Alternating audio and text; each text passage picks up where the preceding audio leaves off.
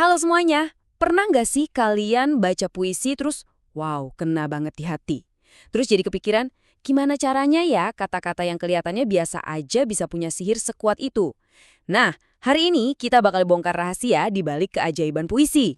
Coba deh kita resapi bareng-bareng. Sapardi Djoko Damono bilang hujan itu tabah. Dan rintiknya merahasiakan rindu.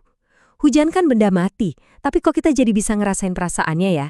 Ya, itulah sihirnya. Perasaan yang dalam banget tapi dilukiskan dengan begitu halus. Jadi ini nih pertanyaan besar kita. Gimana caranya untayan kata yang sederhana itu bisa diolah jadi sesuatu yang bisa bikin kita merinding, bisa bikin kita tergetar? Ini misteri yang akan kita pecahkan bareng-bareng. Oke, mari kita mulai petualangan kita dari bab pertama, misteri untayan kata. Sebelum kita bisa ngerti sihirnya, kita harus paham dulu apa sih puisi itu sebenarnya, apa yang bikin dia beda dari tulisan biasa. Jadi gampangnya gini, puisi itu adalah cara kita menyuarakan dunia batin. Kalau prosa atau tulisan biasa, itu kayak ngirim chat, tujuannya ngasih informasi. Nah, puisi itu lebih kayak melukis. Tujuannya bukan cuma ngasih tahu, tapi bikin orang lain merasakan apa yang kita rasakan.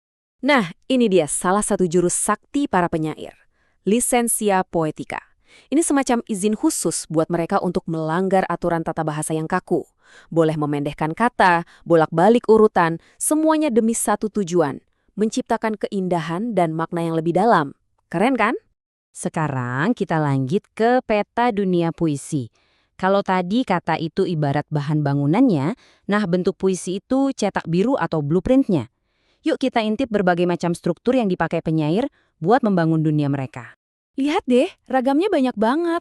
Mulai dari pantun dan syair yang aturannya ketat, kayak resep kue yang harus pas takarannya.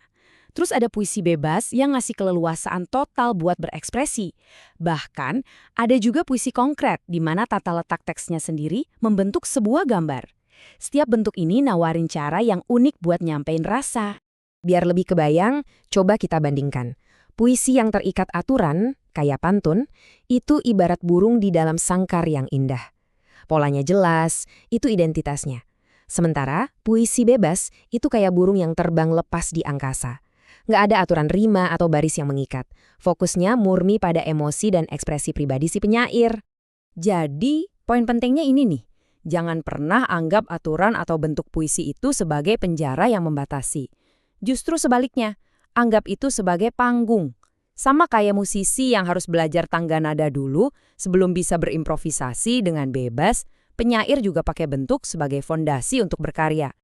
Oke, panggungnya udah ada. Sekarang, siapa aktor utamanya? Jawabannya adalah diksi alias pilihan kata. Ini adalah senjata paling kuat yang dimiliki seorang penyair. Diksi itu bukan sekedar milih kata dari kamus loh, tapi ini soal memilih kata yang punya rasa, bunyi, bahkan warna yang pas. Contohnya, kata berjalan dan melangkah. Artinya kan mirip, tapi rasanya beda banget kan? Nah, dalam puisi, setiap kata itu harus bekerja keras, membawa banyak lapisan makna dan emosi. Dan ini contoh yang luar biasa. Chairil Anwar bisa aja kan nulis, aku ini pemberontak. Tapi enggak, dia pilih binatang jalang. Kata itu terasa jauh lebih liar, lebih memberontak, dan langsung menciptakan gambaran keterasingan yang dalam banget. Itulah kekuatan diksi. Pada akhirnya, proses memilih kata-kata ini tuh mirip banget sama kerjaan seorang pemahat. Dari bongkahan batu pengalaman dan perasaan yang masih kasar, penyair dengan teliti dan sabar memahatnya kata demi kata, sampai akhirnya jadi sebuah karya seni yang hidup dan punya jiwa. Oke, kita udah bahas soal aturan yang terstruktur dan pilihan kata yang cermat. Sekarang, mari kita masuk ke elemen yang paling misterius, paling ajaib dari semuanya, intuisi. Intuisi itu, ya, percikan ajaibnya. Tahu kan momen aha pas sebuah ide cemerlang tiba-tiba muncul entah dari mana? Buat penyair, intuisi ini bisa muncul dalam bentuk metafora yang mengejutkan atau baris puisi yang terasa pas banget meskipun nggak bisa dijelasin pakai logika. Disinilah letak sumber keajaiban puisi yang sesungguhnya. Prosesnya tuh nggak linear.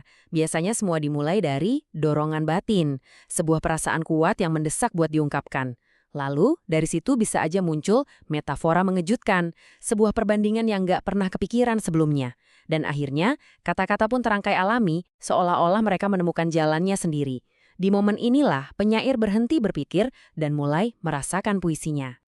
Oke, sekarang saatnya kita satukan semua kepingan puzzle ini.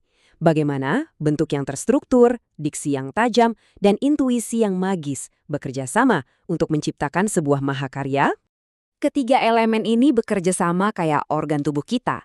Bentuk itu ibarat kerangka tulangnya yang ngasih struktur dan identitas. Diksi itu adalah darah yang mengalir, yang mengisi kerangka itu dengan emosi dan kehidupan. Dan intuisi, itulah percikan listrik misterius yang bikin jantungnya berdetak, yang meniupkan napas kehidupan yang unik ke dalam puisi itu. Sekarang, kita lihat contoh pamungkasnya dari Sutarji Kalzum Bahri. Coba dengerin baik-baik ritmenya. Kapak, kapak, kapak, kapak. Mengapa kau diam? Diam, diam, diam, diam, diam. Diam adalah jawaban. Rasain deh, kekuatan bunyinya itu kayak mantra. Di sini, ketiga kekuatan itu menyatu dengan sempurna. Bentuk puisinya itu kayak mantra yang repetitif terus diulang-ulang. Diksi yang dipilih, kata kapak dan diam, itu dipilih bukan cuma karena artinya, tapi karena efek bunyinya yang seolah menghantam telinga. Dan intuisilah yang menyatukan semua ini jadi sesuatu yang misterius dan kuat, yang bikin kita jadi bertanya-tanya, ini maknanya apa ya? Inilah puncak dari seni berpuisi. Jadi pada akhirnya, puisi itu adalah alat yang luar biasa kuat untuk berekspresi, perpaduan antara teknik dan keajaiban, antara aturan dan kebebasan. Maka dari itu, saya mau menutup pembahasan ini dengan sebuah pertanyaan buat kalian. Kalau puisi adalah cermin jiwa, apa sih yang ada dalam jiwa kalian yang ingin kalian cerminkan? Terima kasih sudah menyimak.